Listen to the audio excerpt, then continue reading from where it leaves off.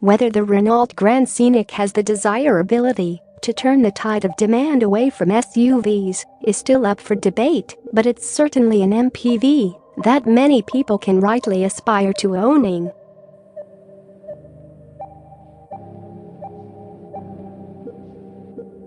One day, I'm going to buy my very own MPV. It's not a phrase you're likely to hear uttered by a starry-eyed youngster who's just seen a heavily laden people carrier pull into a car park.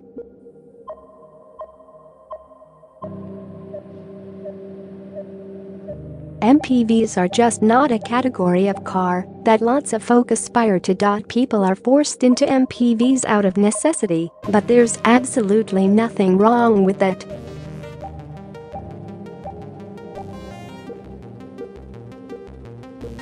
Renault's Grand Scenic is an MPV, and during our test we've come to appreciate its simple versatility and its valiant attempts at not appearing too family-focused or practical to the casual observer.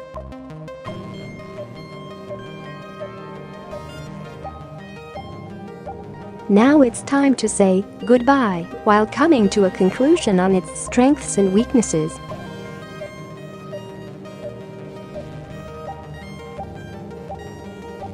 First up, Renault is to be commended. The company that launched the S-Bus back in 1984 has been a stalwart of the MPV market through the good times and, more recently, the not-so-good.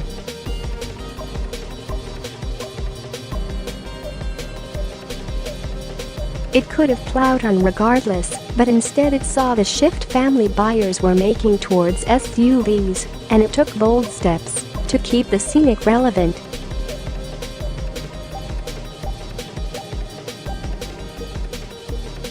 We've ended up with something that almost moves into the crossover class, and having seen it on an almost daily basis for months now, I genuinely like it.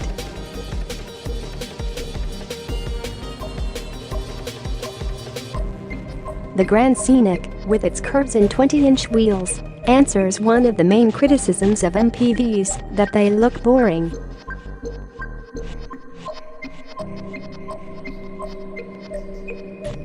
And it's not dull to drive, either. Renault has sacrificed some ride comfort for those impressive alloys, but there's a good level of composure when it is shown a bend or a swift direction change.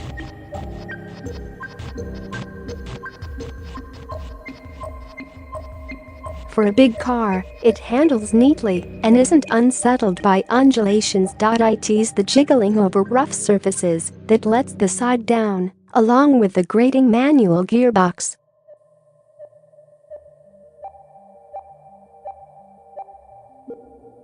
The grand bit of the name means 7 seats, but, like many people buying cars with this capability, we've kept the rearmost ones folded most of the time.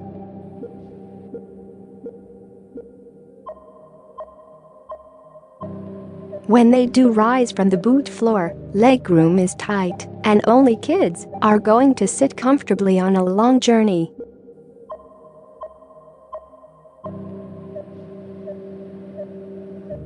With all the seats down, you get a 1,737-liter boot, 183 liters up on the regular Scenic.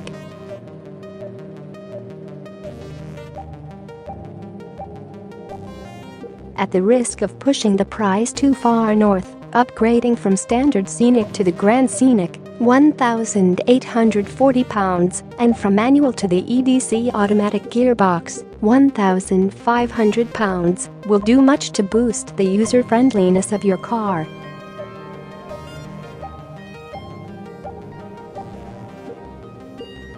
And user-friendly it is. The seating system is very well thought out, with buttons in the boot to lower the seats and easily accessible ISOFIX points.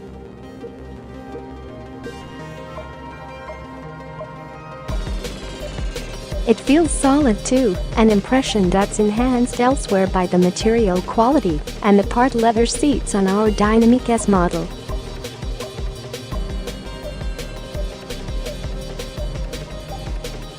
They have taken a bit of a pounding from sticky-fingered infants, but look none the worse for it.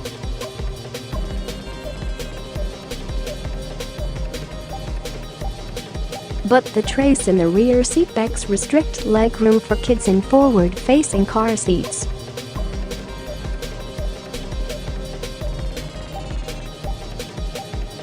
Generally, storage is plentiful, but the armrest cubby, where the USB points are located, isn't big enough to take an average-sized smartphone with the charging cable attached.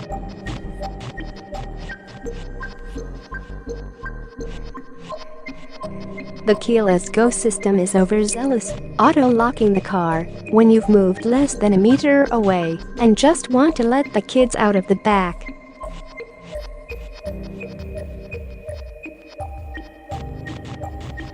Sometimes it registers the key's presence, but won't open the doors, or opens them, but takes a few seconds to allow the engine to fire.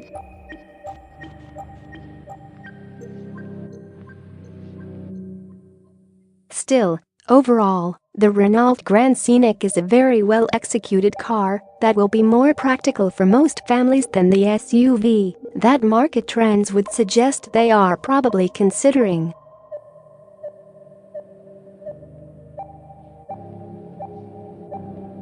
Our 7-seater Renault Grand Scenic is proving that big MPVs are nothing to be scared of. Why exactly is our old friend the MPV in such a heap of trouble? A decade ago, Ford Galaxy, Vauxhall Zafira and Renault Scenic were household names that families looked to when their conventional hatchbacks and saloons started to bulge at the seams.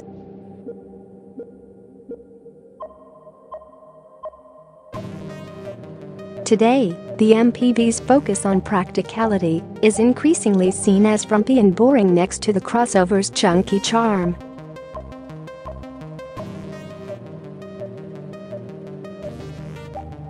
The best MPVs and people carriers on sale. MPV sales are down 33% since 2014, while those of SUVs have rocketed 57% in the other direction.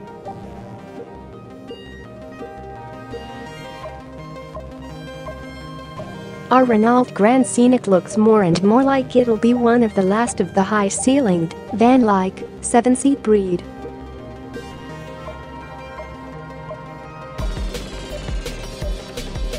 But are those who have deserted the MPV for jacked-up crossovers missing out?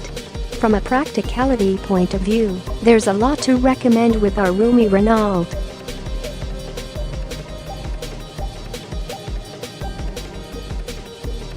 Five adults can sit comfortably inside, and you even get that higher seating position, which makes entry and exit a little easier.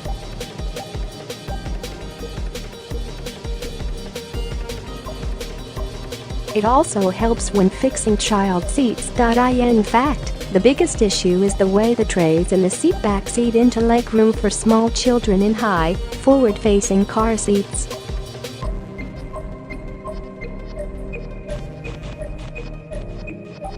Ironically, adults or taller kids in booster seats won't want for legroom, but those trays mean a toddler might be a little cramped behind a tall driver or front passenger.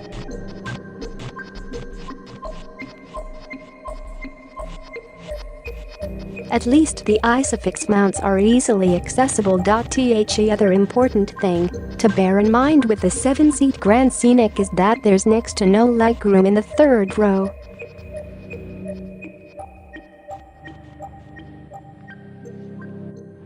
These seats are only really suitable for very small children, and probably only on shorter trips.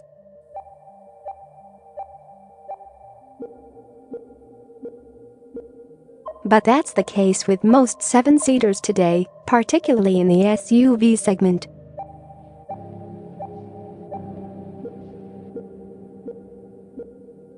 The Scenic is at its most practical when you fold the rearmost seats down and use it as a 5-seater with a huge boot.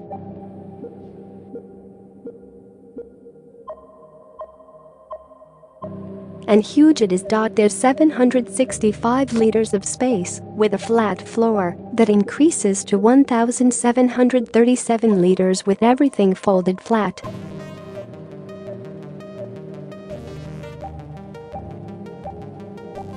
Not only can the Grand Scenic fit a family inside, It'll do a decent job of standing up to wear and tear.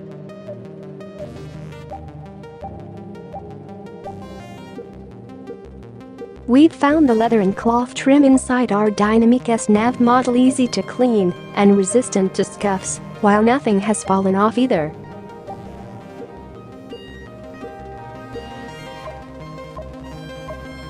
You get loads of storage too, including big door pockets and a deep central bin that's good for drinks bottles.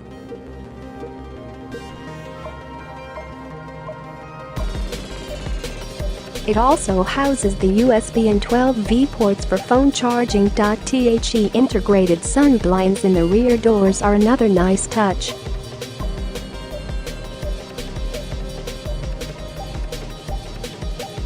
Unlike in most SUVs, the thinking behind cars like this is focused entirely on family use, and the little touches do make a difference every day.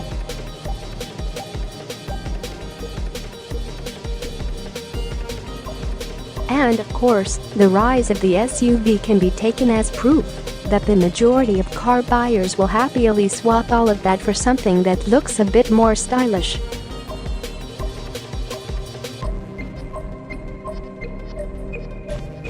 Renault has tried to counteract this with a sharper design for the Grand Scenic set off by massive 20-inch wheels.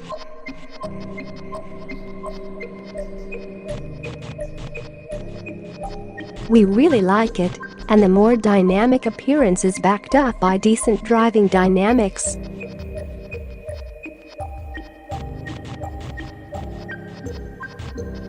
The ride is on the firm side, but the taut setup maintains the Renault's composure over undulations and tight corners, so it doesn't bounce and roll around.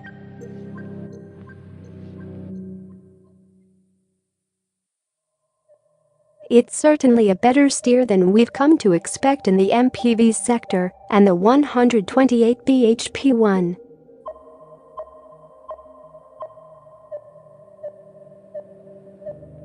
Six-liter diesel engine is both willing and refined, especially when cruising on the motorway.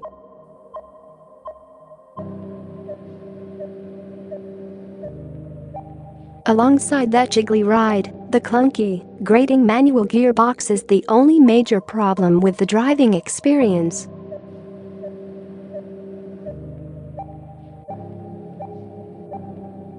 As a result, we'd certainly consider the optional ADC automatic.It suits the character of the car better, but, annoyingly, it's only available with the 108 bhp and 158 bhp side diesel engines.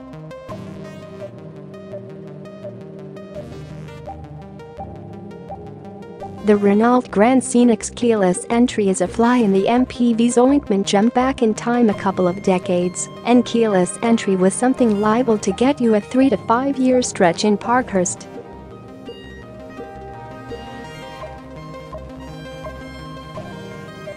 Today, it's a standard feature on most new cars. But has the keys eradication really been a positive thing?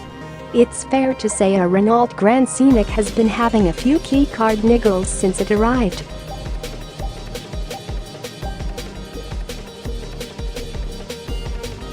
Recently our MPV became convinced it was being stolen, and a visit from the rack was needed to deactivate the alarm.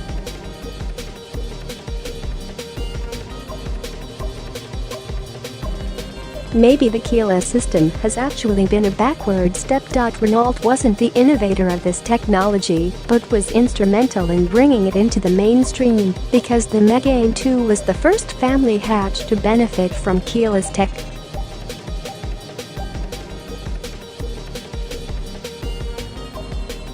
Now, you can't get a Grand Scenic with a key. That would be so 2001. I never found the old key twisting ritual a particular hardship.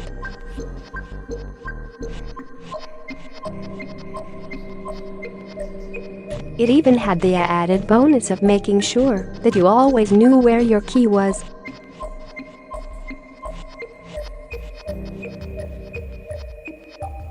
Plus, there's a new window of opportunity for thieves to steal cars without the key in the barrel.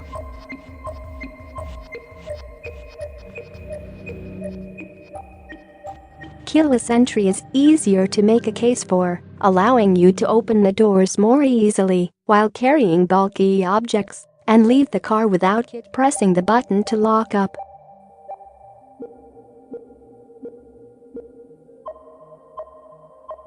The Grand Scenic system is hit and miss. Usually it will recognize the key on approach, but not every time, and you need to press the button on the key card to open the doors.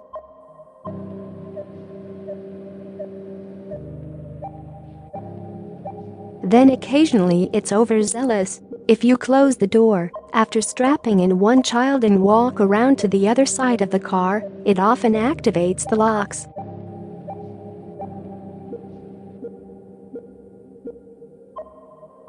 Any movement from the child inside will set off the alarm.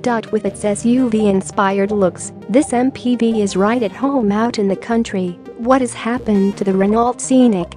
The French firm's big-selling family MPV brand has adopted the "if you can't beat 'em, join 'em" approach to the all-encompassing SUV onslaught that is currently gripping the car market.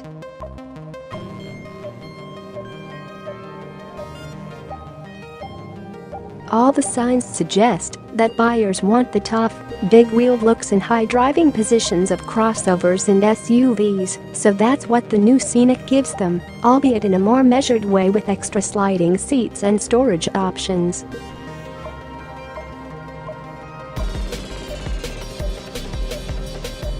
Even our new 7-seat Grand Scenic is on board with the latest direction. The once innocuous school-run bus looks altogether more rebellious in its latest guise, and we've been instantly intrigued by this stylish new model.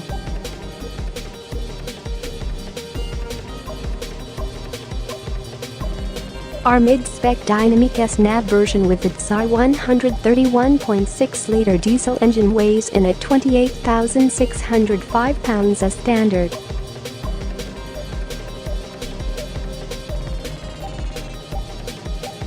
You'll have your own views on the styling, but the supersized Renault family grille and rippling flanks certainly go beyond what we've come to expect from the MPV market in terms of visual drama.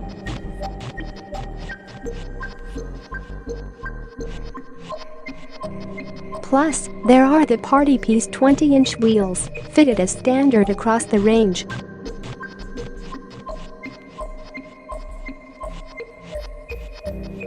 Our car also gets an 8.7-inch portrait touchscreen, a color head-up display, keyless entry, rear parking camera and panoramic glass sunroof as standard.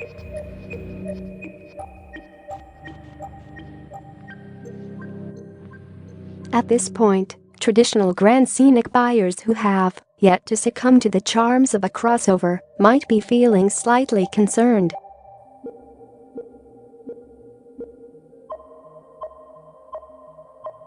Has the MPV's traditional practicality been sacrificed for some big wheels and a bulging equipment list?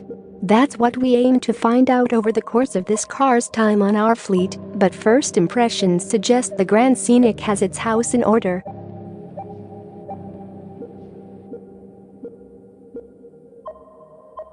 Storage is generous inside, not least from the clever sliding center console between the front seats, which also houses 4 USB charging points.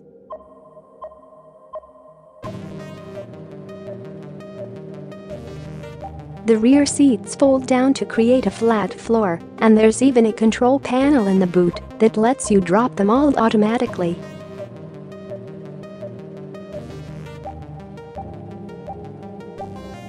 Rear passengers benefit from tray tables on the seatbacks ahead of them, although they restrict legroom for kids sitting in forward-facing car seats, and the constant pinching of the elastic straps by your beloved children can get tiresome.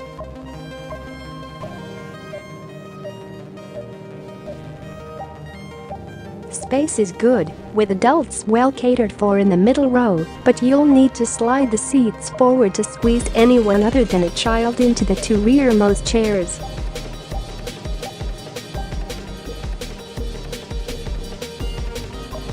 By the somewhat squidgy standards of most people carriers, the Renault resists body roll in corners well and stays relatively compassed over gentle undulations.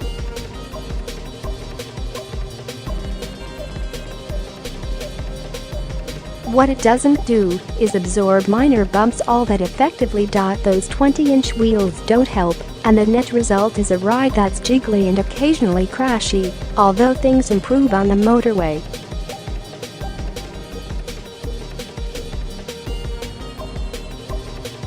The Grand Scenic might be swimming against the tide in its bid to see sales back from SUVs and crossovers, but it seems up for the fight.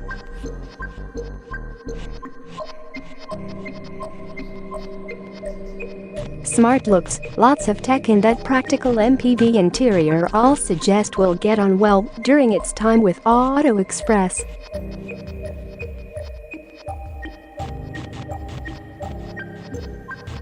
Insurance quote from AA 080010070680 for a 42-year-old in Banbury, Oxon, with 3 points.